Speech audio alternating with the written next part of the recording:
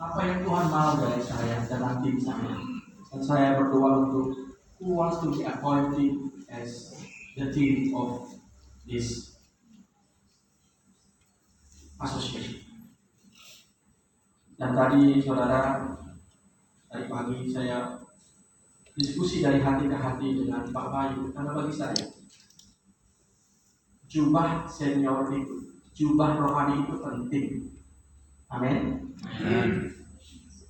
Saya diskusi dengan beberapa senior dan saya lakukan.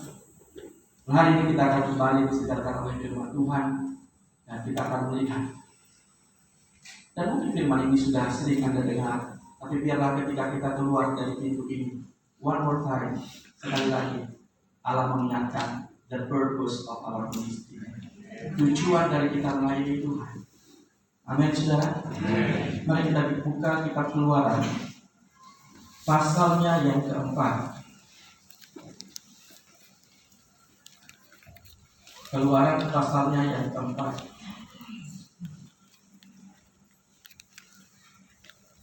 Sudah ketemu, saudara? Ayatnya yang kedua saja.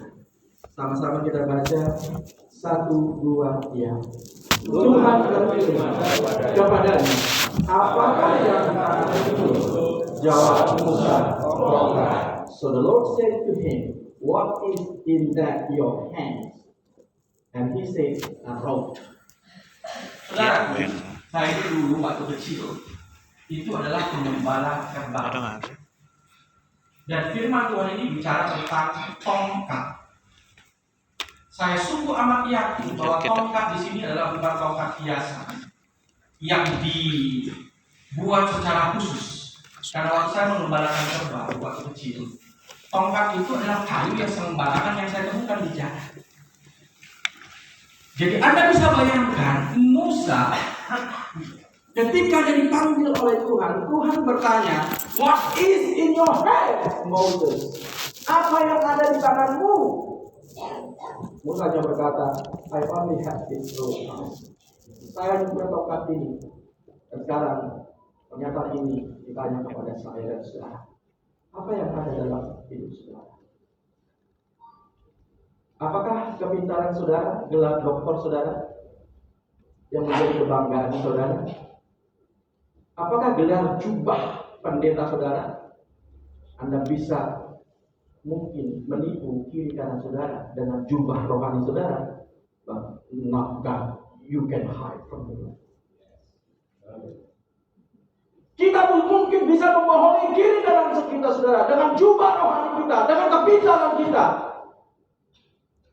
Di mata Tuhan gak bisa kita bohongi saudara. Hari ini Tuhan bertanya kepada kita, apa yang ada pada kita ketika kita menyusul? Kita hanya ingin mengatakan, Tuhan, ini hati saya. Amin. Mari kita katakan sama Tuhan sekali, Tuhan, aku gak punya apa. Aku hanya punya hati ini untuk melangkah. Benar, saya baru pulang dari Merauke, sebelum saya ke sini. Dan saya sudah sharing dengan Pak Pendeta waktu, Pak, saya ingin maju jadi ketua umum. Saya orangnya yang AAPB. Saya sharing jauh. 4 tahun sebelumnya saya sudah sharing dengan Pak Wahyu. Ketika beliau mengajak saya, karena pada saat itu saya menjadi ketua panitia persidangan di Bogor. Saya sampaikan, beliau mengajak saya, Mas, masuk ya. Saya bilang, Pak, 2 tahun saya mengurusi persidangan umum. Jam-jam doa saya dengan Tuhan habis. Belum dari kuliah saya nggak kelar, Pak. Karena ada tanggung jawab moral saya kepada Pak Vitoro, pada sesepuh, bahwa saya harus menyelesaikan sekolah teologi saya. Saya katakan, enggak. Saya harus selesaikan dulu. Saya sharing dengan hamba-hamba Tuhan yang lain. Karena saya terbuka. Karena saya bukan hanya terbuka kepada Tuhan, tapi saya harus terbuka dengan teman sekerja saya. Yang setuju katakan amin. Amin. Apakah ini dikatakan kesombongan? Apakah itu dikatakan sesuatu yang tidak perlu? Saya nggak mau sembunyi dalam baju rohani saya, saudara. Saya harus terbuka dengan teman sekerja saya. Karena bagi saya, ketika saya terbuka dengan teman sekerja saya, dia tahu hati saya. Amin. Kalau saya terbuka kepada Tuhan sebagai teman sekerja saya, He is the anointing God. Dia yang mengurapi saya. Maka saya pun mau terbuka kepada saudara. Dan hari ini saya mengatakan, saya adalah bagian saudara. Jadi kalau saya nanti terbuka dengan saudara, apapun, tolong dimengerti, itu hati saya, saudara. Amin. Kunci itu. Ku telah mati dan tinggalkan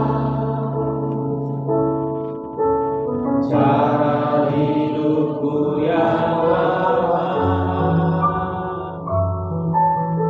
semuanya sia-sia dan tak berarti lagi hidup ini. Ku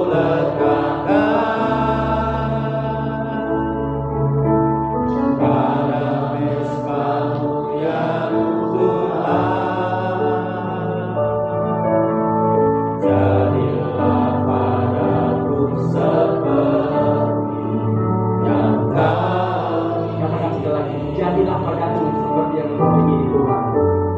Jadilah padaku seperti yang kau. Sekali lagi Pak Tuhan katakan, jadilah padaku ya Tuhan seperti yang kau ingini. Jadilah padaku seperti yang kau ingini. Beri kemuliaan bagi Tuhan. Ketika Musa ditanya oleh Tuhan, what is in your hand? Dia mengatakan, hanya tongkat ini Tuhan. Saya percaya Musa pada saat itu bicara secara jujur. Ayo kita bicara kepada diri kita saat ini. Apakah kita jujur dengan pelayanan ini? Apakah Bapak Ibu sebagai gembala, sebagai hamba Tuhan, jujur enggak sama Tuhan? Atau mungkin ada hal-hal yang enggak jujur.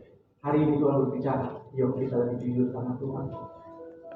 Hidup itu harusnya seperti garis linear, saudara. Garis linear itu saya ngajar ekonomi soal.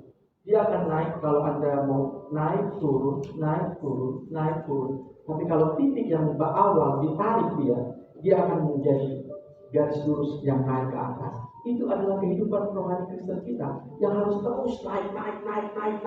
Kadang-kala, saudara, kejujuran itu dianggap orang, saudaraku, keangkuhan. Kejujuran itu dianggap kesombongan.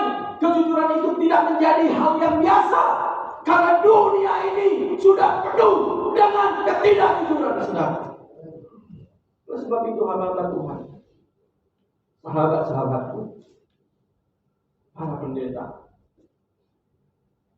Gereja Kristen Alkitab Indonesia dibangun oleh pendahulu kita, ditegakkan oleh para senior-senior kita dengan kejujuran.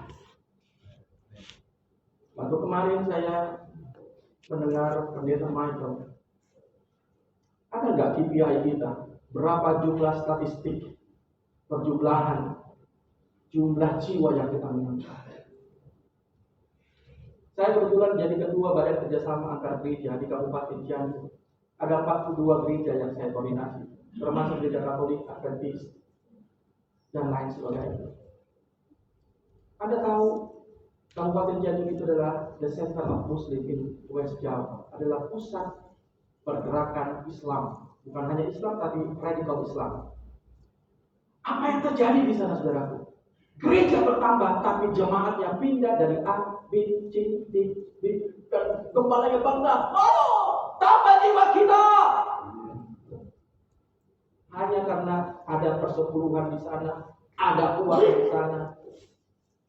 Saya yakin di Gereja Kristen Alkitab Indonesia kita enggak yang setuju katakan amin. Karena kita hanya punya hati ini. Biarlah Tuhan yang memberkati kita, saudaraku. Biarlah Tuhan yang memberikan kita jalan keluar. Orang lain boleh mereka hal yang jahat, tapi Tuhan merancangkan hal-hal yang baik. Bukankah Yusuf dirancang oleh saudara-saudaranya dalam hal kecelakaan, tapi Tuhan mengubahnya. Dia menjadi berkat kepada saudara-saudaranya. Amin. Amin. Saudara, jangan pernah khawatir. Kalau Musa hanya punya tongkat, yang mampu memimpin umat. Kalian bilang, Pak Pendeta, saya sudah mulai malu nih. Kampung saya sudah banyak yang gelar D3, gelar S1, S2, S3. Mulai saya malu. Benar nggak saya ini pendeta? Tiba-tiba dia baru jadi pendeta, jemaatnya banyak. Saudara, di Jakarta itu banyak sekali jemaatnya, saudara. Tapi yang tadi itu, yang ini pindah ibadah sore ke sini, siang ke sana. Dan gereja menjadi sebuah entertain, saudara. Bikin mic besar kiri kanan, undang pembicara, undang pemain musik yang profesional. Kalau hari-hari biasa main di kafe, kalau hari ibadah main dibayar juga, saudara. And all this thing is the entertainment of the world. Itu adalah entertain dunia ini, dan kita tidak melakukan itu karena gereja Kristen Alkitab Indonesia berjalan dengan ketegangan lurus perjanjian Allah dengan umatnya. Oleh sebab itu, ayo kita berkata jujur sama Tuhan. Ini hati Tuhan. Aku jujur sama Tuhan. Aku nggak sempurna, tapi biarlah kesempurnaan Tuhan yang menyempurnakan hidupku, tubuh, jiwa, dan rohku. Amin, saudara. Bang. Kita banyak nyanyi ya. Mataku tertuju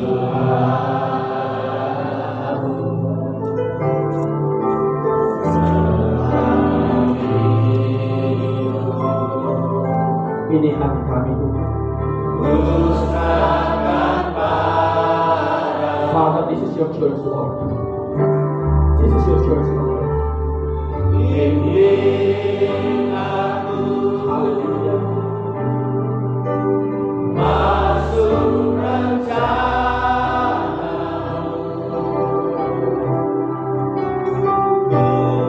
rumah bersama. Ini janji kami sama Engkau Tuhan bagi kami. Katakan sama Tuhan, ku mau mengikutimu lebih dalam.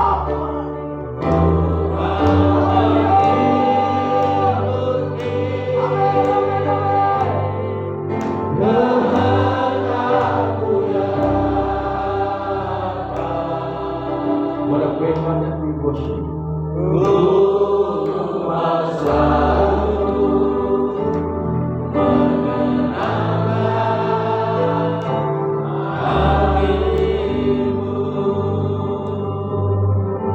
Ayo kita ke ayat berikutnya, ayat yang ke-10. Keluaran 4 ayatnya yang ke-10. Dalam Keluaran 4 ayat 2, Musa berkata, I only have this rope. Saya hanya punya tongkat ini. Itu berbicara tentang kejujuran hatinya. Dia berbicara tentang dia nggak punya apa-apa. Yang ke-10, ayat yang ke-10, sama-sama kita baca 1, 2, ya. Lalu kata Musa kepada Tuhan, aku ini tidak pada bicara, dahulu pun tidak, dan sejak kau berfirman kepada hamba-Mu pun tidak, sebab aku berat tidak. Saudara, dia nggak punya apa-apa, dan dia juga nggak pandai bicara. Bagaimana dia akan bisa bernegosiasi, saudara? Mungkin saudara mengatakan, Pak Pendeta, kok pendeta-pendeta yang dari kota-kota besar mulai datang ke daerah-daerah kecil, kami kayaknya kurang pandai bicara. Saudara, hari ini Tuhan berkata, bukankah aku yang mengutus engkau, dan aku akan memperlengkapi engkau. It's like Moses equipped by the Lord, and today you will equip by the Lord. Sama seperti Musa diperlengkapi oleh Tuhan, hari ini saudara dan saya sekali lagi akan diperlengkapi oleh Tuhan. Ini kemuliaan bagi Tuhan, saudara. Suatu hari saya pelayanan ke Afrika. Saya pelayanan ke sebuah negara namanya Nigeria. Anda tahu, saudaraku, Nigeria itu bagian utaranya itu adalah Islam. Kalau Anda lihat di internet, di sana ada Boko Haram. Di bagian selatannya itu adalah Kapal Kristen. Waktu saya pergi ke sana, untuk melayani bersama dengan tim. I'm so surprised. Saya sangat terkejut dan sangat terkejut. Karena saya melihat sekali ibadah jemaat Tuhan yang dipimpin oleh Pastor Adubaye. Dan kebetulan saya duduk VIP di belakang beliau. Itu hak privilege yang Tuhan izinkan bagi saya, saudara. Karena begitu susah untuk masuk di sana. Anda tahu jemaatnya bukan 100 orang, bukan 200 orang, bukan 500 orang, bukan 10.000, bukan 500.000, bukan juga 1.000.000, hampir 2 juta. Waktu saya, jujur saudara, waktu saya melihat ini, saya yakin ketika kita diizinkan Tuhan melangkah dalam konteks pendidikan kita untuk melihat hal-hal yang Tuhan izinkan, itu membuat saudara dan saya semakin kuat dan semakin melihat, lihat tuh, orang yang gak punya apa-apa aja Tuhan izinkan tuh. Kalau saya lihat itu, Tuhan, apa mungkin GKI seperti ini Tuhan? Saya yakin itu adalah tanda-tanda ilahi Tuhan yang sedang dirancangkan bagi GKI. Ada hal-hal rohani. Saya suatu saat bertemu dengan Pak Pendeta besok murid kami di Gili. Saya lagi ada pelayanan di Gili. Saya telepon, Pak lagi di mana? Saya ada di NTT, tapi saya mau pergi. Saya berangkat ke sana. Kebetulan saya tinggal dengan duta besar di sana. Saya pertemukan dengan Pak Mesak. Dan saya yakin langkah Pak Pendeta Mesak itu gak akan berhenti di langkah Pak Pendeta Mesak. Karena ada orang-orang muda yang akan melangkah ke Dili, Timor Leste, saudara. Dan itu sudah mulai dilakukan saat ini. Saudara, langkah-langkah penginjil itu akan terus ada pada kita. Amin. Sekalipun kita gak punya apa-apa, dari segi aset jangan kita gak usah ngomong deh, ngerti kita. Tapi saya percaya kalau Tuhan yang memperlengkapi, saudara, tak akan satu pun yang akan merendahkan, saudara. Kalau Tuhan yang sudah buka pintu, no one can stop the door. Amin. Amin. Kunci D. Kita sudah selesai. Segala perkara